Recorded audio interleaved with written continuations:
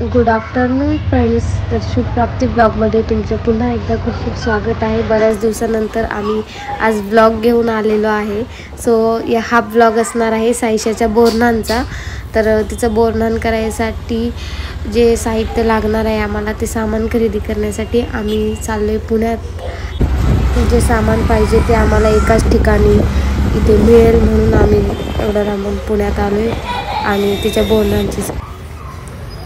तर मित्रांनो तुम्ही बघू शकता किती क्राऊड आहे मार्केटमध्ये. इथे कायमच असतो क्राऊड.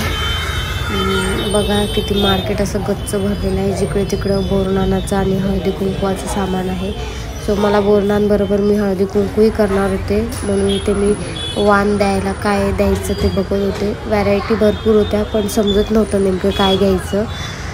पहिले डबे बघितलेले, मग हे कटोऱ्या बघितल्या. शॉपिंग झाल्यानंतर आम्ही भेळ खायला इथे थांबलो होतो कारण की भूक खूप लागली होती.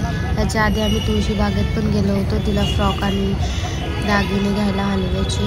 पण गर्दी असल्यामुळे आम्हाला तेवढा भाग शूट नाही करता आला.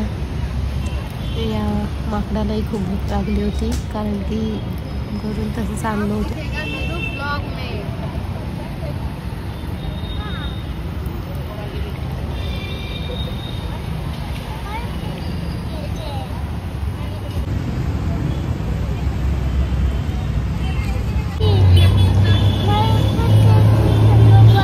कोण मारतो तुला?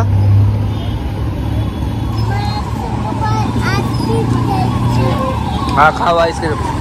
काय काय पाहिजे अजून? मम्मीने काय केलं? मम्मीने काय केलं? मम्मीने काय केलं? मारलं का? बर मारू तिला आपण.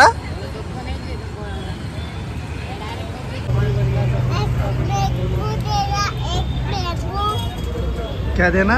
एक मैंगो देना, एक मैंगो. खत्म. Bye bye, tata, good bye, गया. एक मैंगो तो एक मैंगो, मैंगो दे दो तो मैंगो.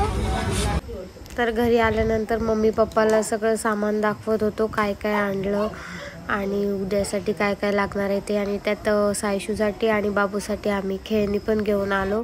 कुठेही गेल्यावर खेळणी हे घ्यावंच लागतात.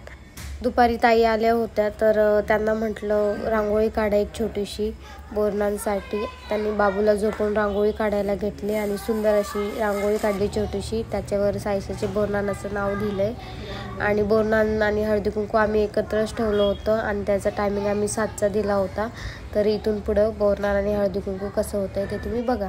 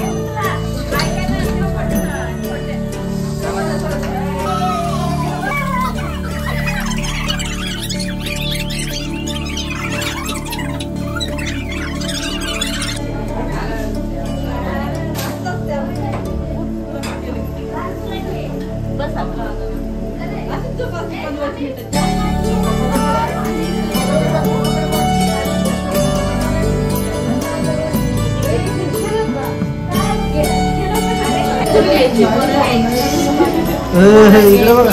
Wow wow wow.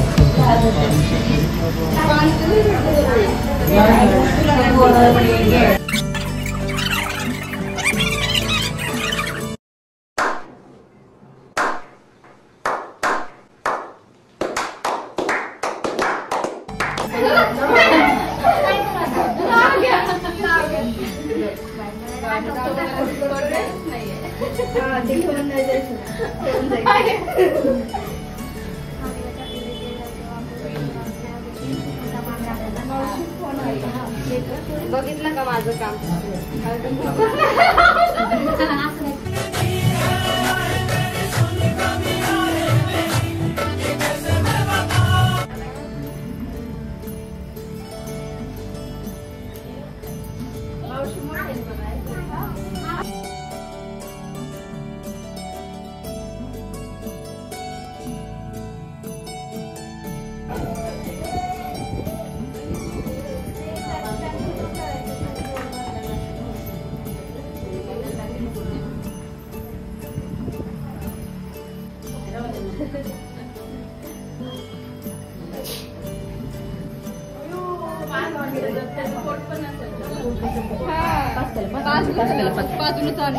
त्याचं रडकं काढलं का? रडकं